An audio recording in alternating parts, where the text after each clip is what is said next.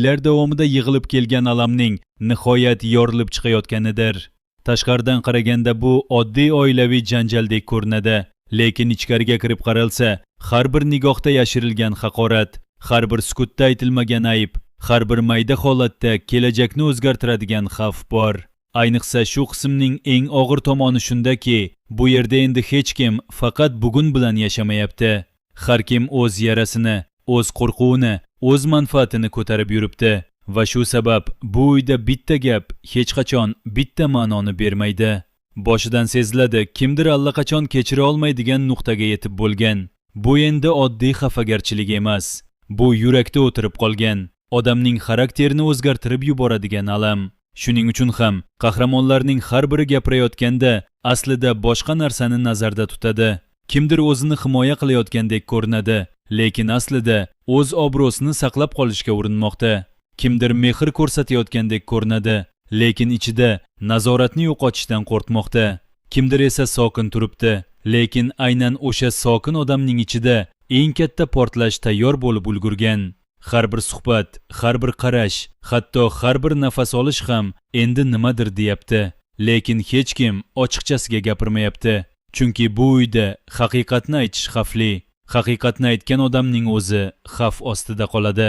Shuning uchun hamma o'z his-tuyg'ularini yashirishga, o'z niyatlarini pardalab gapirishga odatlangan. Bu esa har bir oddiy suhbatni juda murakkab va chidab bo'lmas holatga keltirib qo'ygan. Homiladorlik mavzusi shu qismning yuragi bo'ldi. Bu yerda homila faqat yangi hayot timsoli emas, u butun oiladagi munosabatlarni ochib tashlaydigan sinovga aylandi. Ayolning nozik holati bir tomondan unga mehr kerakligini eslatadi, ikkinchi tomondan esa shu uyda rahm shafqat ham shartli ekanini ko'rsatadi. Uni asrash kerak degan gaplar aytiladi, lekin o'sha ayolning ruhiy tinchligi eng ko'p aynan yaqinlari tomonidan buzilmoqda. Eng achinarlisi ham shu, ba'zan odamni dushman emas, o'z uyi ezadi. Shu sabab homilador ayolning charchog'i faqat jismoniy emas, u ruhiy qamal ichida qolgan ayolning charchog'i. U o'zini himoya qilishni ham, jim turishni ham bilmay qolgan holatda. Bu juda xavfli nuqta. Chunki bunday holatda odam bir kun kelib kutilmagan qaror qiladi. Homiladorlik uning uchun quvonch emas, balki og'ir yuk bo'lib qolganini uning ko'zlaridagi qayg'u va yuzidagi tashvishdan ko'rish mumkin. U har tong uyg'onganda o'zini qanday his qilishini bilmaydi. Har kecha uxlaganda yana bir kunni qanday chidab o'tganiga hayron bo'ladi. Uning ichida o'sayotgan bola ona suti bilan birga qayg'uni ham oladi. Bu esa kelajakda yana qanday og'ir oqibatlarga olib kelishini hozircha hech kim tasavvur qila olmaydi. Alaka bilan bog'liq sahnalar esa qismning eng og'riqli kontrastini berdi. Bir tomonda yillar davom etgan turmush, sovg'a, iliq lahza, oilaviy qadriyatning tashqi ko'rinishi bor. Ikkinchi tomonda esa shu iliqlik uzoqqa cho'zilmayotgani, uyga qaytilishi bilan yana eski yaralar ochilayotgani ko'rinadi. Bu juda muhim detal. Chunki serial ko'pincha shuni ko'rsatadi. Baxtli ko'rinish ko'pincha haqiqiy baxt emas. U vaqtincha yopilgan jarohat bo'ladi. Alaka bu qismda oilani tutib turadigan odamga o'xshaydi. Lekin u ham hamma narsani ko'rib turib, hammasini boshqara olmayotganini his qilyapti. Uning sovg'asi muhabbat belgisi bo'lishi mumkin. Lekin shu muhabbat oila ichidagi parchalanishni to'xtatishga kuchi yetmayotgani aniq sezildi. U har gal uyga qaytganida o'zini qanday tutishni, qanday gapirishni, kimning gapini kesishni, kimning gapiga chidashni o'ylab keladi. Bu esa uning yelkasiga og'ir yuk bo'lib tushgan. U endi shunchaki er va ota emas, balki bu oilaning so'nggi tayanchi, yaqinlashib kelayotgan bo'ron oldidagi oxirgi himoya devoriga aylangan. Lekin devor ham bir kun yoriladi va o'sha paytda uning ortida turgan hamma narsa suv ostida qolishi mumkin. Bu esa keyingi qismlarda uning oldida juda og'ir tanlov paydo bo'lishini anglatadi.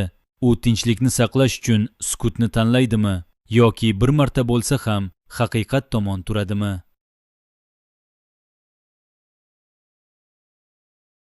Izzat atrofidagi chiziq esa butun qism davomida bezovtalik hissini kuchaytirib bordi. U paydo bo'ladigan har bir vaziyat tartibsizlik, mas'uliyatsizlik va ichki yemirilish hidini olib kiradi. Ichkilik faqat odat sifatida ko'rsatilmayapti. U xarakterning qulash alomatiga aylangan. Odam qachon o'z hayotidan qochishni boshlasa, avval o'z qadrini yo'qotadi, keyin esa boshqalarga zarar bera boshlaydi. Shu qismda aynan shuning soyasi juda kuchli sezildi. Izzatning ko'zlarida endi avvalgi yorug'lik yo'q. Uning qadamlarida ishonch yo'q. Gapirgan har bir so'zida ikkilanish bor. U o'zini aybdor his qiladi, lekin bu aybni tan olishga jur'ati yetmaydi. U yordam so'raydi, lekin so'zlarni to'g'ri tashkil qila olmaydi. U o'z oilasini sevadi, lekin o'zini shu oilaga loyiq emas deb hisoblaydi. Shu sabab u o'z ichiga yopiladi. O'z muammolarini ichida yashirishga harakat qiladi. Lekin muammolar qanchalik katta bo'lsa, ularni yashirish shunchalik qiyin bo'ladi. Uning atrofida ayblovlar kuchaygani bejiz emas. Bu ayblovlar hali isbot, munozara, sharmandalik va ehtimol butun oilani larzaga soladigan ochiqliklarga olib borishi mumkin. Izzatning har bir noto'g'ri qadami uning o'zini emas, balki unga ishonib qolganlarning hayotini ham xavf ostiga qo'yadi. Bu esa uni yanada chuqurroq tushkunlikka olib boradi. Eng kuchli burilishlardan biri Zamiraning qaytishi bo'ldi. U kelgan zahoti havo o'zgardi. Sababi, qamoqdan qaytgan odam bu kabi hikoyalarda hech qachon shunchaki qaytmaydi. U bilan birga o'tmish, stigma, gumon, pinhon haqiqat va jamiyatning sovuq nigohi ham qaytadi. Zamira bu qismda tashqaridan sokin va odobli ko'rindi, ammo uning sokinligi ichki og'riqni yashirayotgan sokinlik. U o'zini qayta qurishga harakat qilmoqda, lekin bunday jamiyatda odam o'tmishidan tez qutula olmaydi. Hujjat so'ralishi juda oddiy sahnadek tuyuladi. Aslida esa bu ishonch masalasining birinchi sinovi. U endi har bir qadamida o'zgarib ketganini isbotlashga majbur bo'ladi va menimcha, aynan shu majburiyat keyingi qismlarda yana bir katta to'qnashuvga sabab bo'ladi. Chunki bunday qahramonlardan seriallar ko'pincha ikki yo'ldan birini tanlatadi. Yoki u butun og'riqlarga qaramay yangidan yashashni isbotlaydi, yoki jamiyat uni yana o'tmishga itaradi. Zamira qaytgan kuni uyning hamma joyida shivirlab gapirish boshlandi. Kimdir unga achinib qaradi, kimdir nafrat bilan, kimdir esa qo'rquv bilan. U esa bularning hammasiga bardosh berib, o'z hayotini tiklashga urinmoqda.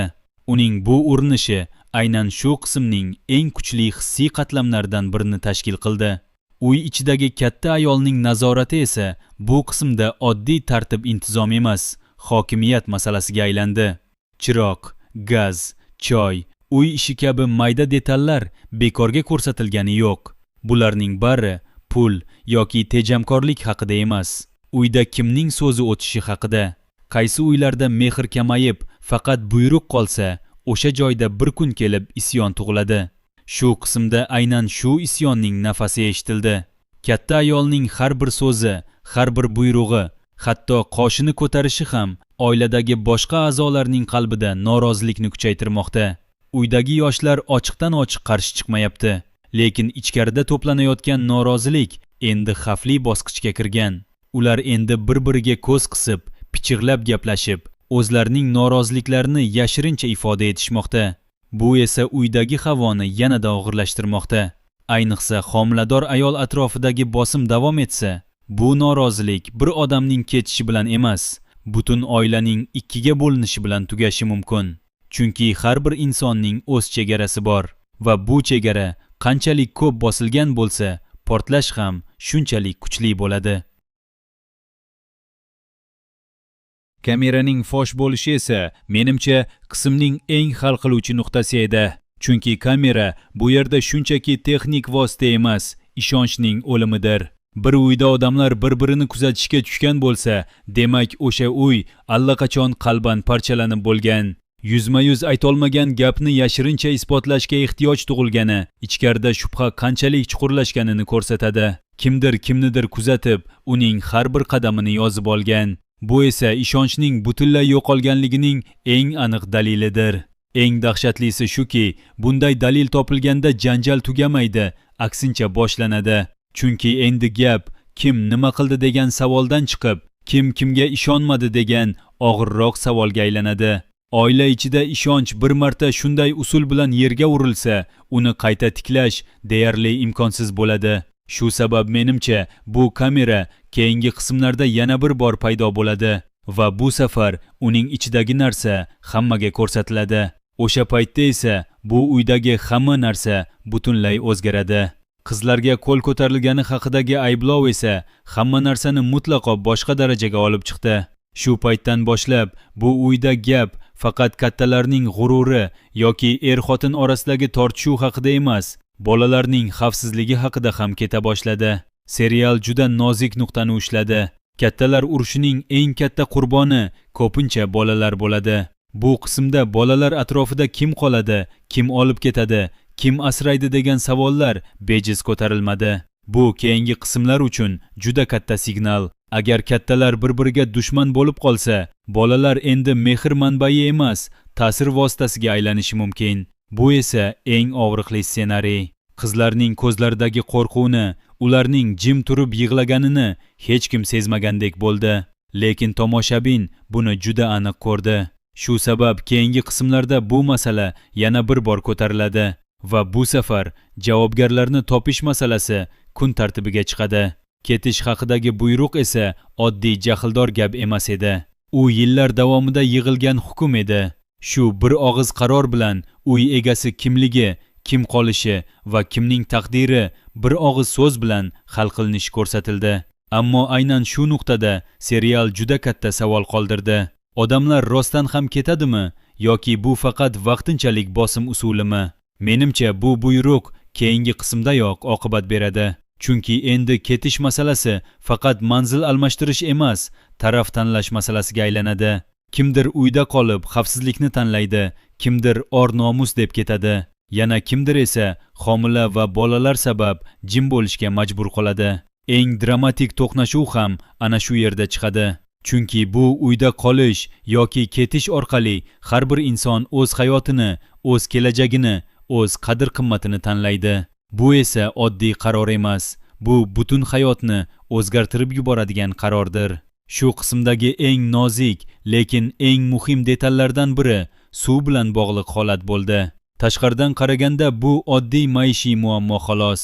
Lekin dramaturgiya nuqtai nazardan qarasak, bunday detallar ko'pincha ichki buzilishning tashqi belgisi bo'ladi. Uy ichida hamma narsa toshib ketayotgan bir paytda tashqarida ham suv toshishi tasodif emasdek ishlatilgan. Bu oilaning ichidagi tiqilib qolgan hissiyotlar ham endi bir joyda ushlab turib bo'lmaydigan darajaga kelganini ramziy qilib turibdi. Yozuvchilar bunday belgilarni bekorga qo'ymaydi. Suv toshgan joyda odamlar yugurib, bir-biriga yordam berishga harakat qilishdi. Lekin bu vaqt ichida ham ular orasidagi keskinlik saqlanib qoldi. Kimdir suvni to'xtatishga urindi, kimdir esa bundan foydalanib o'z haqoratini aytishga ulgurdi. Bu shuni ko'rsatadiki, bu oilada hatto favqulodda vaziyatlarda ham odamlar o'zaro muammolarini bir chetga surib qo'ya olmaydilar. Ular o'zlarining ichki nizolarini shu qadar chuqur yuraklariga singdirib olishganki, har bir holatda bu nizo yana bir bor yuzaga chiqadi. Endi bashoratlarga kelsak, menimcha keyingi qismlarda eng birinchi portlaydigan chiziq kamera masalasi bo'ladi. O'sha yozuv yoki dalil hali ko'rilmagan bo'lsa ham, uning mavjudligi o'zi yetarli darajada qo'rquv tug'dirdi. Bu dalil yaqin orada boshqalarga ham ko'rsatiladi va o'sha paytda hozir sukut qilayotgan ayrim odamlarning haqiqiy yuzi ochiladi. Hozir o'zini jabrdiyda ko'rsatayotgan odam ertaga aybdor bo'lib chiqishi mumkin. Yoki aksincha, hamma yomon ko'rayotgan odam aslida manipulyatsiya qurboni bo'lib chiqishi mumkin. Eng qizig'i, kamera haqiqatni ko'rsatishi ham mumkin. Lekin u butun haqiqatni ko'rsatmaydi. Ana shu yarim haqiqat esa yana yangi fojiaga sabab bo'ladi. Chunki biror narsani ko'rsatib, boshqa narsani yashirish orqali odamlarni aldash mumkin. Va bu aldanch keyingi qismlarda juda katta noto'g'ri tushunchalarga olib keladi.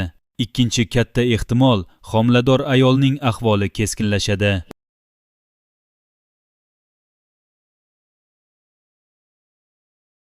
Chunki bu qism davomida uning ruhiy bosimi juda kuchli ko'rsatildi. U har kuni ko'z yoshlarini yutib yuribdi. Har kecha uxlamay, o'z kelajagi va bolasining kelajagi haqida qayg'urib yotibdi. Bunday bosim ketma-ket davom etsa, keyingi qismlarda shifokor, hushdan ketish, qon bosimi, xavotirli tekshiruv yoki hatto homila uchun xavf haqidagi chiziq kirib kelishi juda mantiqli. Seriallar bunday mavzuni shunchaki aytib o'tmaydi. Bu albatta sujetning markaziga qaytadi va o'sha paytda bu uyda kim chindan ham uni o'ylayotgani, kim esa faqat uning holatidan foydalanayotgani aniq bilinadi. Homilador ayolning ahvoli yomonlashgan paytda uy a'zolarining har biri o'zini qanday tutishi, kim yordam berishga kelishi va kim kelmasligi bu oiladagi haqiqiy munosabatlarni ko'rsatib beradi. Uchinchi kuchli ehtimol, bolalar masalasi juda katta mojaroga aylanadi. Hozircha ular kim bilan qolishi amaliy masaladek ko'rindi, lekin menimcha bu keyingi epizodlarda hissiy qurolga aylanadi. Kimdir bolalarni olib ketib himoya qilaman deydi, kimdir esa bu bilan boshqa birovni jazolashga urinadi. Aynan bolalar sabab ikki taraf mutlaqo yarashmas nuqtaga kelib qolishi mumkin. Bu esa tomoshabinni eng ko'p larzaga soladigan yo'nalish bo'ladi. Bolalar o'z ota-onalarining janjallarini ko'rib, qo'rqib, yig'lab, o'zlarini aybdor his qilishlari mumkin. Bu esa ularning ruhiy holatiga juda katta zarar yetkazadi. Kattalar o'zaro urushayotganda, bolalar bu urushning eng begunoh qurbonlariga aylanadi va ularning kelajagi shu paytda belgilab qo'yiladi. Zamira chizig'i ham tinchgina ketmaydi. Uning qaytishi juda erta sahnada kiritilgani va ish masalasi bilan bog'langani shuni ko'rsatadiki, u hali katta rol o'ynaydi. Menimcha, yaqin qismlarda uning qamoqqa tushish sababi yoki o'tmishidagi haqiqiy voqea atrofida katta sir ochiladi. Balki hozir uni hukm qilayotganlarning o'zi bir vaqtlar unga nisbatan adolatsizlik qilgan bo'lishi mumkin. Balki u butunlay aybsiz emasdir, lekin uni bu holga keltirgan oila sirlaridan biri ham ochilishi ehtimoli juda yuqori. Agar shunday bo'lsa, bu nafaqat Zamirani, balki uydagi obro'li odamlarning niqobini ham tushiradi. Zamira o'z aybsizligini isbotlashga urinar ekan, u o'tmishdagi adolatsizliklarni, yolg'on guvohliklarni va odamlarning unga qanday munosabatda bo'lganini ochib berishi mumkin. Bu esa oila ichida yangi to'qnashuvlarga sabab bo'ladi. Izzat esa menimcha eng xavfli portlashga yaqin turgan qahramon. U hozircha boshqaruvdan chiqayotgan, ammo hali butunlay qulamagan odam sifatida ko'rsatildi. Bunday qahramonlar odatda ikki yo'ldan biriga kiradi. Yo kutilmagan tavba va o'zgarish, yo butun oilani orqasidan tortib ketadigan falokat. Menda hozircha ikkinchi ehtimol kuchliroq tuyulyapti. Sababi uning atrofida ayblovlar, mas'uliyatsizlik va sharmandalik bir joyga yig'ilib bo'ldi. Bunday jamlanma serialda tasodifiy qolmaydi. Juda yaqin orada undan chiqadigan bir ish hammani larzaga solishi mumkin. Izzatning ichki dunyosi juda chalkash. U o'zini aybdor his qiladi, lekin bu aybdan qutulish uchun noto'g'ri yo'llarni tanlaydi. U ichkilikka berilib, o'zini unutishga urinadi, lekin bu faqat vaziyatni yomonlashtiradi. Uning yaqinlari undan umidlarni uzishga boshlagan, lekin hali ham kimdir uni qutqarishga harakat qilmoqda. Aynan shu qutqarish urinishi keyingi qismlarda Izzatning taqdirini hal qilishi mumkin. Ali aka esa oxir-oqibat tanlov qilishga majbur bo'ladi.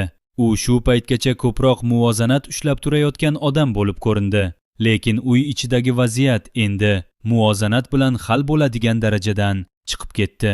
Endi erkak sifatida, ota sifatida, turmush o'rtog'i sifatida va oilaning hurmati sifatida u qaysi tomonda turishini ko'rsatish kerak bo'ladi. Aynan shu qaror uning obro'sini ko'tarishi ham, butunlay sindirishi ham mumkin. Ali aka uzoq vaqt davomida ikki olov orasida qolgan. Bir tomonda uning turmush o'rtog'i, ikkinchi tomonda uning qarindoshlari. U ikkalasini ham sevadi, ikkalasini ham yo'qotishdan qo'rqadi. Lekin endi vaziyat shunga yetib keldiki, u bir tanlov qilish kerak. Bu tanlov nima bo'lishidan qat'iy nazar, u biror kishini xacha qilishi muqarrar. Shu sabab bu Ali aka uchun juda og'ir va mashaqqatli qaror bo'ladi. Bu qismning haqiqiy kuchi shundaki, u bizga voqeani emas, odamlarning ichini ko'rsatdi. Hech kim toza emas, hech kim butunlay yomon ham emas. Har kimning yuragida qo'rquv bor, har kim nimanidir yo'qotishdan xavotirda. Ammo bitta narsa aniq, bu oilada endi sirlar rechab qolmaydi.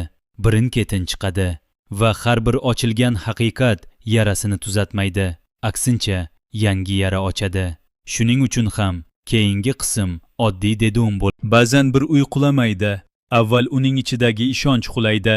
Ana shu qismda ham aynan shu holatni ko'rdik. Gap faqat janjalda emas. Gap bir-birining ko'ziga qarab yashab, aslida bir-biridan sir saqlab kelgan odamlarning endi ortga yo'li qolmaganida. Eng og'iri shundaki, bu safar hamma gap aytilgan so'zlarda emas, aytilmay qolgan haqiqatlarda yashirin edi. Shu bois bu qism oddiy oilaviy tortishuv emas, ichida yillar davomida yig'ilib kelgan alam, shubha, rashk, qo'rquv va kechirilmagan xafagarchilikning portlashi bo'ldi. Qism boshdanoq kayfiyat juda og'ir berildi. Bir qarashda gap oddiy ranjishdek tuyuladi, lekin aslida bu ayol qalbining allaqachon sinib bo'lganini ko'rsatadi.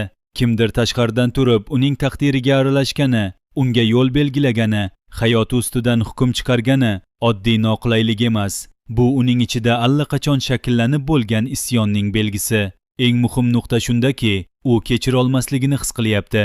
Kechira olmaydigan odam esa hali sukut qilishi mumkin, lekin bir kun kelib albatta portlaydi. Bu qism o'sha portlashga juda yaqin kelganini ko'rsatdi. Uy ichidagi mayda ko'rinadigan holatlar ham bejiz emas edi. Chiroqni o'chirib o'tirish, gazni yoqmaslik, eshikni ochmaslik kabi mayda tartiblar oddiy tejamkorlik emas. Bu uyda mehrdan ko'ra nazorat kuchliroq ekanini ko'rsatadi. Kimdir bu uyning egasi bo'lishi mumkin, lekin kimdir bu uyda o'zini odam o'rnida his qilmayapti. Aynan shunday muhitda taranglik asta-sekin janjalga aylanadi. Chunki muhabbat kamaysa, qoidalar ko'payadi. Qoidalar ko'paygan joyda esa odamlar yashamaydi, faqat chidab yuradi. Homiladorlik bilan bog'liq sahna qismning eng nozik va eng xavfli qatlamini ochdi. Bu yerda gap faqat yangi hayot haqida emas. Bu xabar aslida barcha munosabatlarni qayta taqsimlaydigan kuchga aylandi. Ayol uchun homila umid bo'lish kerak edi, lekin bu yerda u himoya emas, aksincha bosim manbaiga aylanayotgandek. Uni avaylash kerak bo'lgan pallada uning yuragi yanada ko'proq siqilayotgani sezildi. Eng dahshatlisi shundaki, u o'z holatidan foydalanib, e'tibor olayotgan ayolga o'xshamaydi. Aksincha, u shu holatda ham o'zini yolg'iz his qilyapti. Demak, oldinda bola bu oilani birlashtiradigan rishta emas, aksincha ularni butunlay qarama-qarshi tomonlarga ajratadigan sabab bo'lishi mumkin. Bu qismda erkaklar tomoni ham juda zaif ko'rindi. Ayniqsa mastlik soyasi tushgan lahzalar shuni ko'rsatdiki, ba'zi erkaklar mas'uliyatdan qochayotganda ovozni balandlatadi, lekin ichida o'zi ham qulab bo'lgan bo'ladi. Izzat atrofidagi taranglik aynan shuni ko'rsatdi. U uyda kuchli ko'rinishga urinadi, lekin ichidagi beqarorlik allaqachon uyga xavf bo'lib kirgan. Qizlarga qo'l ko'tarish bilan bog'liq og'riqli ishora ham bejiz berilmadi. Bu bitta epizodlik xato emas. Bu odamning ichki nazorati yemirilib borayotgandan dalolat. Bunday erkak keyingi qismda ikki yo'lning biriga kiradi. Yo butunlay pushaymon bo'lib tiz cho'kadi, yo yana bir katta xato qilib, hammaning ko'zida o'zini oqlab bo'lmaydigan nuqtaga yetadi. Zamira bilan bog'liq chiziq esa qismning eng nozik, eng xavfli va eng kuchli sujetlaridan biri bo'lib boryapti. Uning qamoqdan qaytgani ochiq aytildi, lekin bu ma'lumotning o'zi emas, odamlarning unga qarashi muhim. Chunki bunday obrazlar serialda hech qachon shunchaki o'tkinchi bo'lmaydi. U haqida bir og'iz gapning o'ziyoq uy ichidagi ayollar qalbida xavotir uyg'otadi. Erkaklar dunyosida esa yashirin qiziqish yoki ehtiyotkorlik tug'diradi. Eng qiziq tomoni, Zamira hali hech narsa qilmasdan turib ham voqealarning markaziga kirib bo'ldi. Bu shuni anglatadiki, keyingi qismlarda u ikki xil rolning birini bajaradi. Yo hammaning gunohi uchun qulay aybdorga aylanadi, yo eng kutilmagan paytda haqiqatni ko'rsatib beradigan odam bo'lib chiqadi. Qismdagi eng katta zarba albatta yashirin kamera bilan bog'liq burilish bo'ldi. Mana shu nuqta butun qismning ma'nosini o'zgartirdi. Chunki bu yerdan keyin janjal endi gap so'z darajasida qolmaydi. Endi bu yerda dalil bor, isbot bor. Uy ichida kimdir oldindan shubhalangan, kuzatgan, fursat poylagan. Bu esa bitta haqiqatni aytadi. Bu uyda odamlar bir-biriga qarshi allaqachon yurak bilan emas, strategiya bilan yashay boshlagan. Yashirin kamera oddiy usul emas. Bu ishonchning dafn marosimi. Kimdir o'zini himoya qilmoqchi bo'ldi, lekin shu bilan birga barchaga bir narsani isbotladi. Endi bu uydagi munosabatlar qayta tiklanmaydi. Bir-biridan yozuv yig'adigan odamlar bir dasturxonda o'tirsa ham bir oila bo'lib qolmaydi. Shundan keyingi haydab chiqarish sahnasi tashqi tomondan qattiq ko'rinsa ham, ichkaridan qaraganda undan ham dahshatliroq. Chunki u yerda g'azabdan ko'ra ko'proq charchoq bor edi. Uy kattasining qarori birdaniga tug'ilgan g'azab emas, uzoq yig'ilgan alamning hukmi edi. U bu odamlarni shunchaki uydan emas, yuragidan ham chiqarib yubormoqchi bo'ldi. Lekin bu yerda juda muhim psixologik qatlam bor.